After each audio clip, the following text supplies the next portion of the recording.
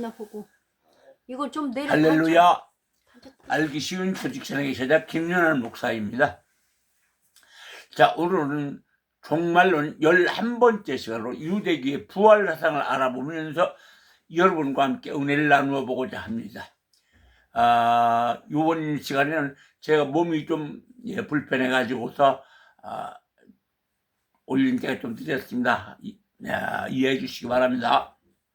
그러면 유대교의 부활 사상, 구약, 즉 유대교는 죽은 자의 부활에 대하여 큰 관심을 갖지는 않았지만 이사야서는 분명히 죽은 자의 부활을 암시하고 있습니다.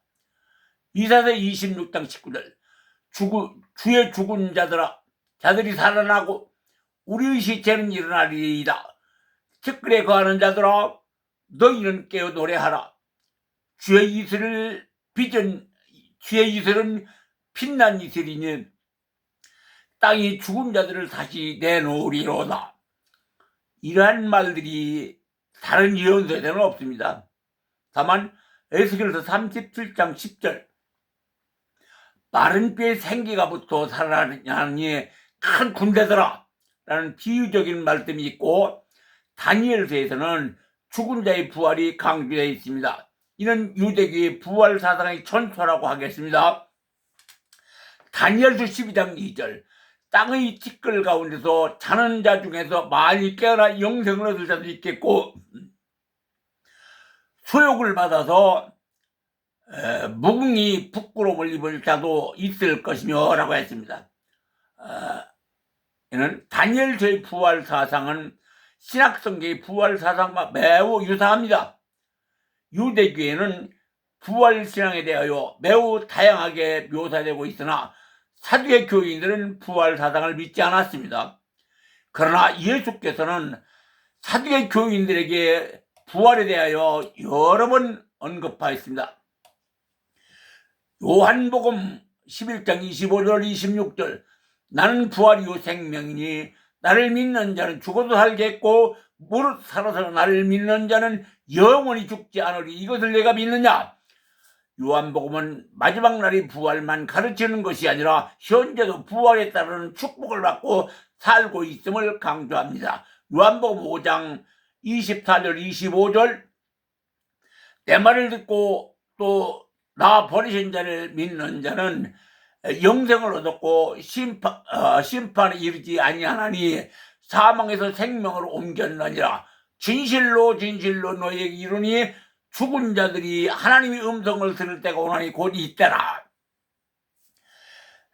예수의 재림 때 일어나서 하나님의 축복을 받을 뿐만 아니라 그때 받은 축복을 지금 여기서 맛보고 있다는 것입니다. 요한에게 부활 사건은 현재에서 생활들이요 종말론 쪽으로 완성한 목표이기도 하였습니다. 자, 그 다음에 우리 부활 사상, 사도 바울의 부활 사상을 알아봅니다. 사도 바울은 부활에 대해 적극적으로 이해를 드러내고 있습니다. 디모데후서 1장 10절, 이제는 우리 구주 그리스도 예수의 나타나심으로 말미암아 나타났으니 저는 사망을 피하시고 복음으로써 생명과 썩지 아니할 것을 선언하시는지라. 이때까지 기다렸던 것이 그리스도를 통해서 성취되었습니다. 그러나 성취가 곧 기다림이 마지막이 아니라 오히려 새 시대의 시작입니다. 구원의 역사 속에서 현재 일어나고 있는 사건은 성취인 동시에 새로운 지초라고 말하고 있습니다. 이 세상으로 들어온 쳐들어온 새 현실이 미래 구원의 확정을 보장해 주는 것이며, 이와 같은 그리스도의 신비적인 합의를 가운데서 살고 있는 우리를 하나님이 마지막 때에 가서 일으켜 주실 거라고 바울은 확신하고 있습니다. 고린도후서 4장 14절, 주 예수를 살리시니가 예수와 함께 우리도 다시 살리사 너희와 함께 그 앞에 서게 하실 줄 아노니. 그렇습니다. 바울은 고린도서 15장에서 그리스도를 통해서 나타난 구원과 장차 있을 부활을 통해서 얻어지는 종말론적 승리와 이 사이에도 불가분의 관계가 있음을 강조합니다. 바울은 어떤 몸으로 사느냐 하고 고린도서 15장 35절 질문에 대해 알갱이로 뿌려져 곡식이 되는 것 같이 육의 몸으로 심고 신령한 몸으로 다시 사나니 육의 몸이 있은즉 신령한 몸이 있느니라 라며 부활 사상에 대한 확신을 가지고 있었습니다. 부활에 대한 바울의 견해. 바울은 씨의 종자가 다른 형태를 가지고 열매를 맺는 과정에는 하나님의 간섭이 있음 같이 죽은 자들이 신령한 몸으로 부활하는 일에도 하나님의 권능이 나타나고 있음을 말합니다. 그러기에 바울은 고린도전서 15장 57절 우리 주 예수 그리스도로 말미암아 우리에게 이김을 주시는 하나님께 감사하노니라고 말합니다. 우리의 낮은 몸을 자기의 영광의 형체와 같이 변케 하시라는 확신입니다. 고린도전서 15장 49절 우리가 흙에 속한 자의 형상을 입은 같이 하늘에 속한 자의 형상을 입으리라. 요한일서 3장 2절 우리가 그와 같은 줄을 아는 것은 그의 계신 그대로 볼 것이니라 했습니다. 이는 신자들이 부활은 실제로 죽은 전인이 하나님의 새로운 창조행에 의해 생명으로 부활하게 되는 것이며 반면에 불의한 자는 심판을 받게 될 것이라는 말입니다.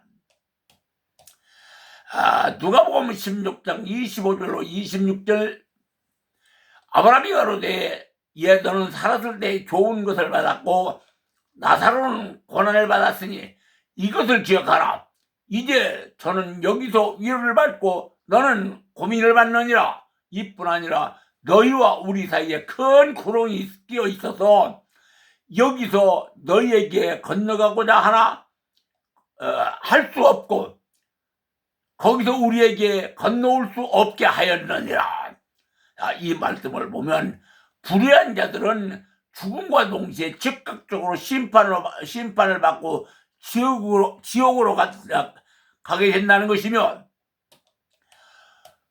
부활이 없는 신앙은 열매 없는 나무와 같다. 겉으로 보기에는 그럴듯하지만 믿음의 결국을 이룰 수 없다는 논리입니다. 그러니까 베드로전서 1장 9절 믿음의 결국은 영혼 구원이라고 했습니다. 그렇습니다. 영생의 소망을 주신 하나님께 감사하며 부활신앙으로 단단하게 무장한 사람은 반드시 선한 싸움 다 싸우고 하나님 앞에 나아갈 때에 의의 흉배를 붙일 것이라고 에베소 6장 14절 말씀했습니다. 이것을 믿음이 성도를 온전케 하는 힘입니다. 그러면 네 번째 합시다. 최후의 심판은 어떻게 될 것인지 우리가 살펴봅니다.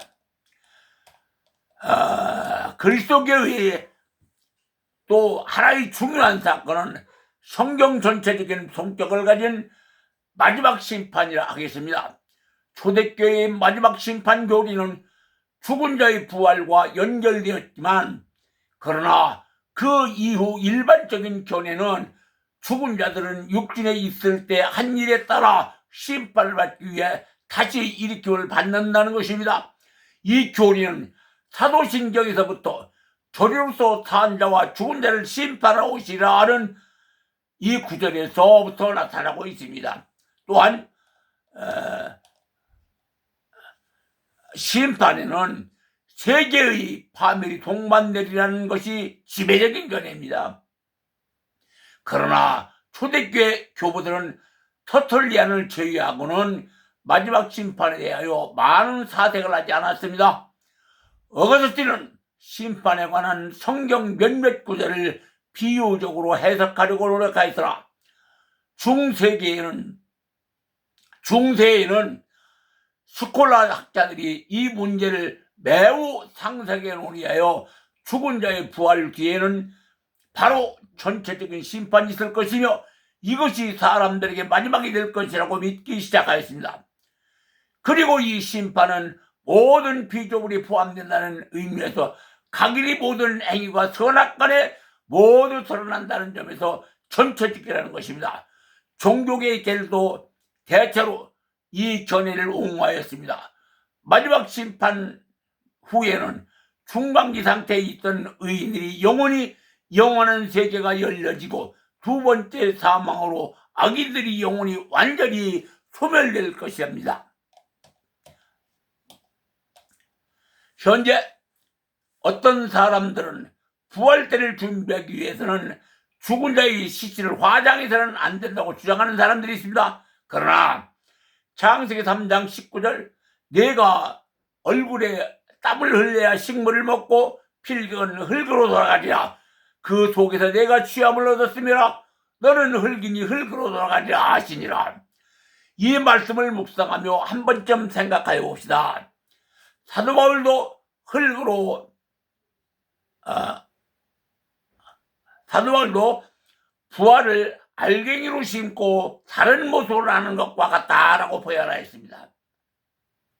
예수님도 나무 십자가에서 초라한 모습으로 죽으셨지만 왕 중에 왕으로 부활한 모습을 상상해 봅니다.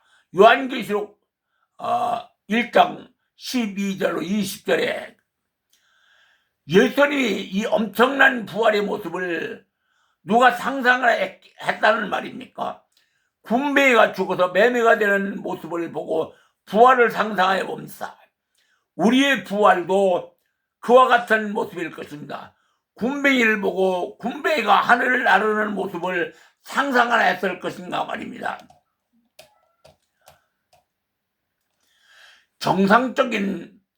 정상인의 부활은 육신의 부활을 생각할 수 있다 하겠으나 그렇다면 장애인들이 예수 믿다가 죽었는데 죽어도 또 다시 장애인으로 부활한다는 말인가?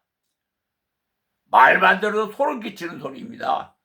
조금만 깊이 성경을 묵상하면 알게 될 수 있는데도 기도와 성경 연구가 없이 인간적인 생각으로 설을 만들어 사람을 혼란케 하는 행위는 스스로 부활에 참여할 수 없는 사람이라고 고백하는 행위와 같은 것입니다.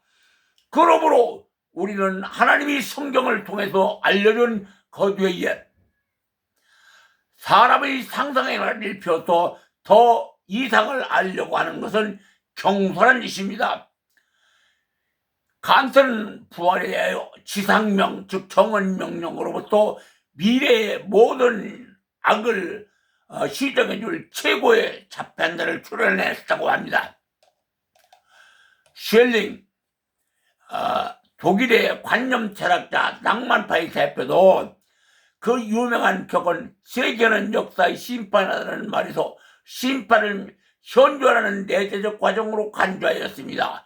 성경이 분명 가르치는 바는 하나님께서는 현세에도 악을 처벌하시고 선을 보상하시는데 지엽적인 심판과 이 처벌과 상급은 때로는 적극적이고 또 때로는 행하여진 선이나 악의 지엽적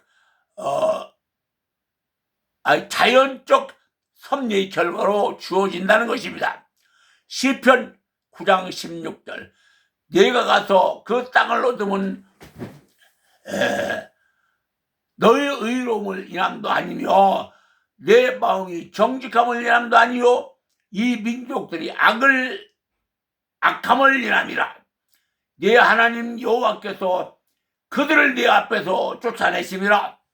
여호와께서 이같이 하심을 내 열조 아브라함과 이삭과 야곱에게 하신 말씀을 이루리라 이런 것입니다. 지난날을 기억하게 하시고 다시 한번 하나님의 말씀으로 자신의 삶을 돌아보게 하는 이 말씀은 인간의 양심이 사실을 증가하는 것입니다. 그러나 현재에서 지엽적 심판이 마지막이 아니라는 것도 성경은 보여주고 있습니다. 현세에는 악이 종종 처벌되지 않고 지속적이며 선 또한 선또한 약속된 상급을 받지 못하는 경우가 많이 있습니다. 그러므로 현세에 처벌받지 않은 죄가 값을 치르기 위해서라도 마지막 심판은 반드시 있어야 하고 필요한 것입니다. 그러므로 하나님은 공의의 하나님이라는 사실을 보여주고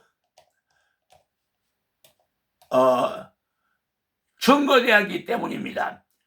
그렇게 함으로 이후의 세계가 공의의 하나님을 믿고 사회가 공평해질 수 있기 때문입니다. 그럼에도 말라기 시대의 악들은 대담하게도 공의의 하나님이 어디 계시냐 하고 말라기 2장 10절 이렇게 외칩니다. 말라기 3장 14절 15절에 이는 너희가 말하기를 하나님을 섬기는 것이 헛되거니와 그 명령을 지키며 슬프게 행하는 것이 무엇이 유익하리요?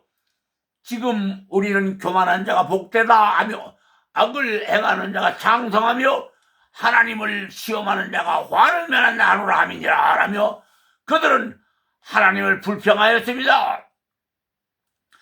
욥의 친구들은 의인의 고난이라는 문제로 논쟁을 벌였으며 아삽도 시편 73편에 그렇게 했습니다. 그러나 성경은 그와 같은 난제의 해결책이다. 현재의 명백한 모순에 대한 제거수단으로서 마지막 심판을 바라보고 가르치라고 하는 것입니다.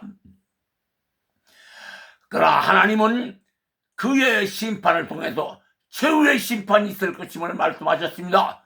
이 심판은 가시적이고 객관적인 사건으로 이루어질 것이나 그것은 끝없는 전쟁이 아니라 미래의 특정한 시간에 일어나는 결정이며 특정한 시간이 될 것을 확실합니다. 이와 같은 교리의 말씀을 바르게 가르치고 깨달아 믿음이 충실하게 되면 이미 하나님이 예비하신 그의 나라와 의와 공평을 이 땅에서 맛봐 알게 되므로 최후의 심판을 두려워하지 않고 맞이할 수 있다는 것이 성경의 가르침입니다.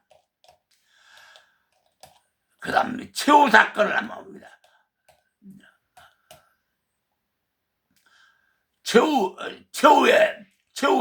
최후의 심판의 사건입니다. 첫째, 불가피한 것입니다. 히브리서 기자는 오직 무서운 마음으로 심판을 기다리며라고 말했고 9장 27절 한 번 죽는 것은 사람의 정하신 것이요 그 후에는 심판이 있으리라 약속하셨으므로 하나님의 심판은 불가피하고 어느 누구도 피할 수 없는 심판임을 분명히 약속하신 것입니다. 두 번째, 개인적이다. 로마서 4장 12절 이러므로 우리는 각인이 자기의 일을 하나님께 직고하리라. 그렇습니다. 모든 사람이 하나님 앞에 셈, 즉 달걀로살 고함을 할 것이라는 말은 개개인의 셈, 선악은 대중 속에서 상실되지 않으며 그의 독자성은 지속될 것이라는 말입니다. 그렇기 때문에 이는 고린도후서 5장 10절 우리가 다 반드시 그리스도의 심판대 앞에 드러나 각각 선악간에 그 몸으로 행한 것을 받으려 함이야 하는 말씀에서 시간이 지나고 개인이 지은 죄가 없어지는 것이 아니라는 말입니다. 반드시 악의 대가는 지불하지 않으면 안 된다는 것이므로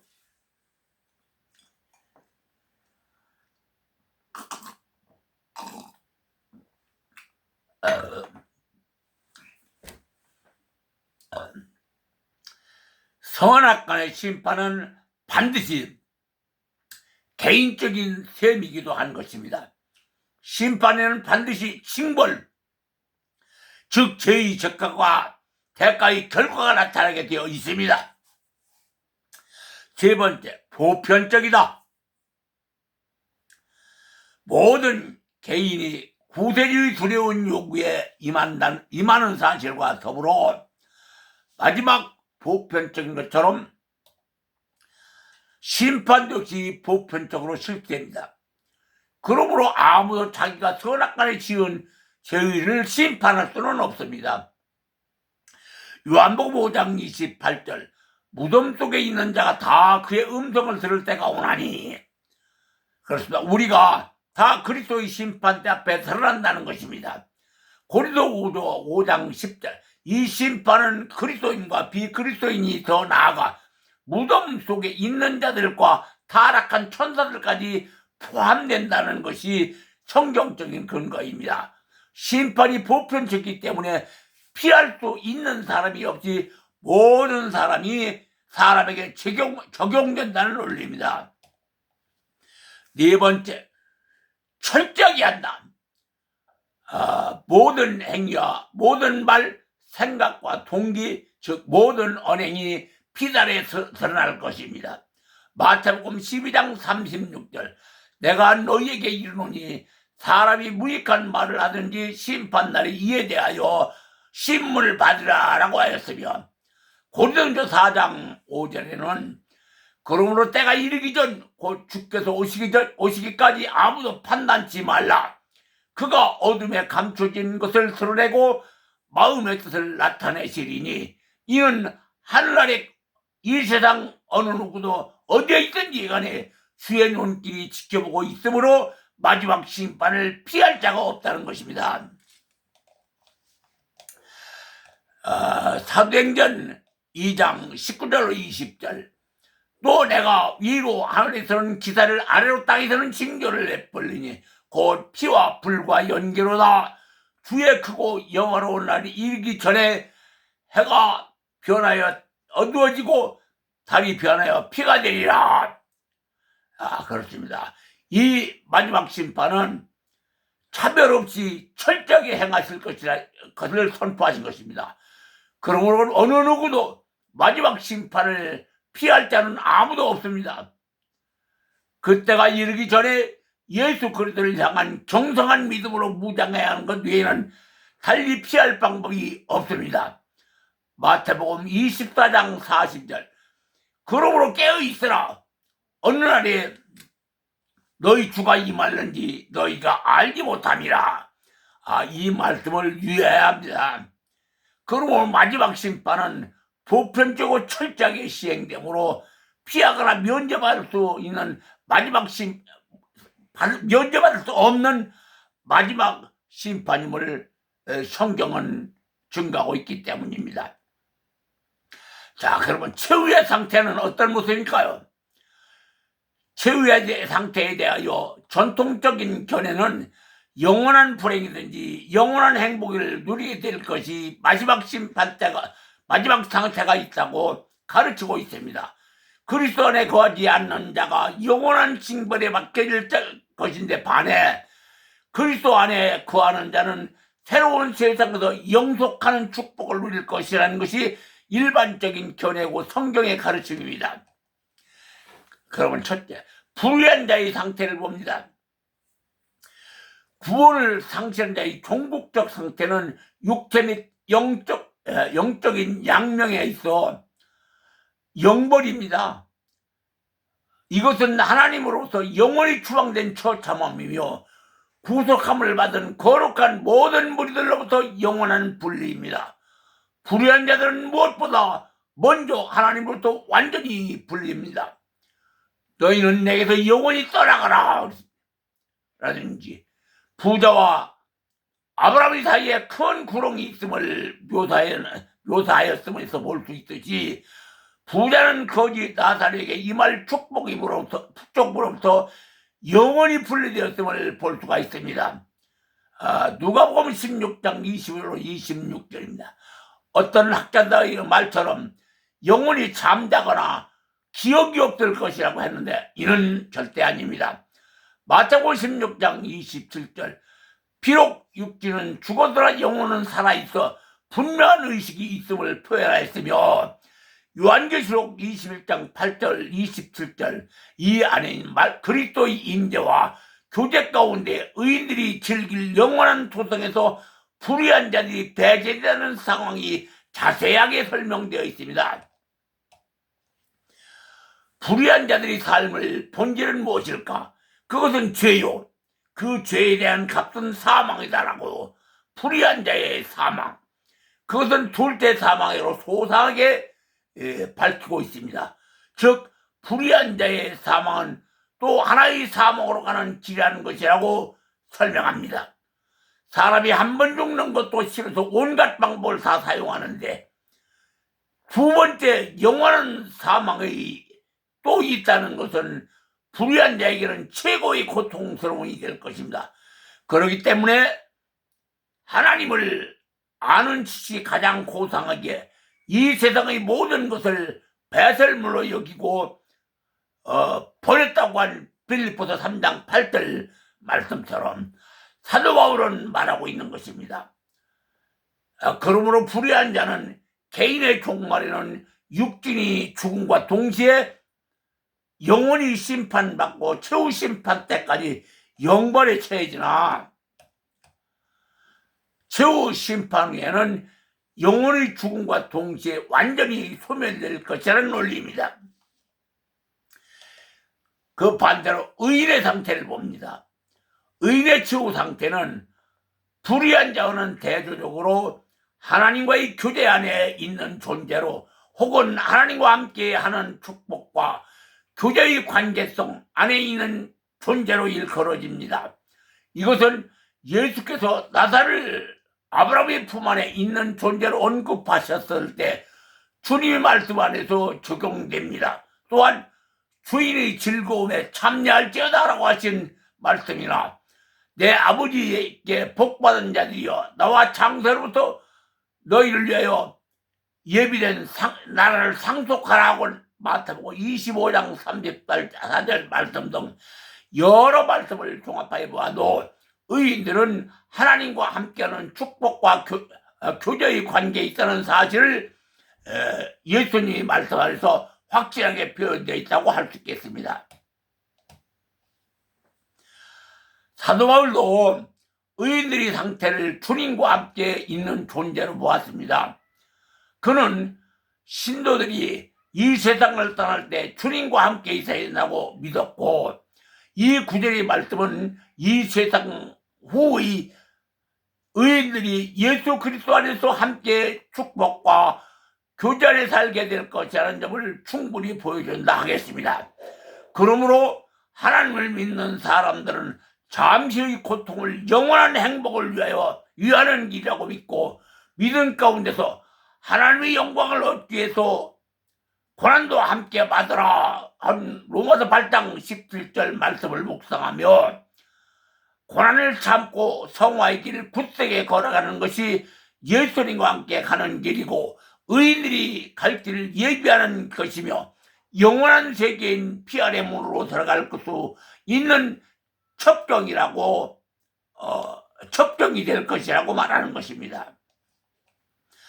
사랑하는 성도 여러분 그리고 목회자 여러분, 오늘은 유대교의 부활사상과 그리고 사도 바울의 부활사상 그리고 최후 심판에 대한 결례를 말씀드렸습니다. 다음 시간에는 새하늘과 새 땅에 대한 부분을 강의로 대단한 엠박을 내려고 합니다. 조직신학을 신학교에서 강의하려면 4년 동안 주 3회 1회 2시간씩 강의할 분량입니다. 제가 이 방송을 시작한 지도 벌써 2년, 턱없이 부족한 시간이라 하여 이해하기 어려웠으려 합니다. 그러나 제가 지금까지 교리를 알아야 한다고 일관되게 주장하는 것은 교리를 알아야만 고난이 와도 거침없이 흔들리지 않을 수 있기 때문입니다. 교리를 알고 신앙생활을 하시기를 예수님의 이름으로 축원해 드립니다. 아멘. 오늘은 여기까지만 하겠습니다. 지금까지 김용환 목사였습니다.